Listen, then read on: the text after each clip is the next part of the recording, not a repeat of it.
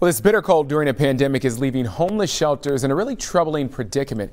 Cassie Arsenault now with the tough call those shelters may have to make.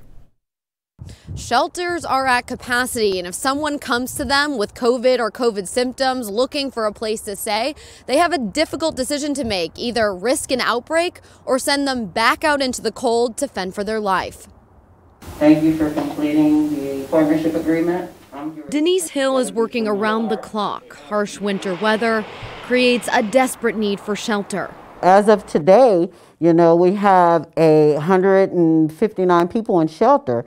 Of that 159, 113 are children. Scrambling to place families with an added challenge: preventing the spread of COVID in close quarter sleeping arrangements. Right now, we don't have any testing procedures in place. Bethany Services had to shut down their communal shelter, but has the funding to place their families in hotels.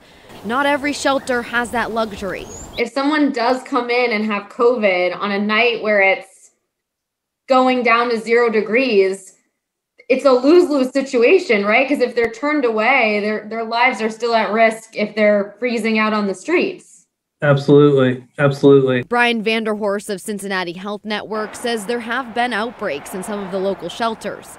Even more frustrating, there's no real solution in sight.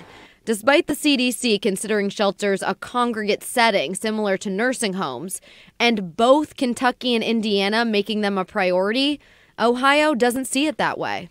Do you have any thoughts on that? My question would be, why not? If people start getting COVID, it will spread like wildfire through those groups. Bethany House Services says they will work with anyone that has COVID or COVID symptoms and is looking for a place to stay. However, that might not be the case for all shelters who have basic screening protocols. In downtown, Cassie Arsenault, Local 12 News. All right, Cassie, thank you so much. An additional issue here: homeless shelters are noticing a lot of people who stay with them are fearful of getting the shot due to misinformation about the vaccine.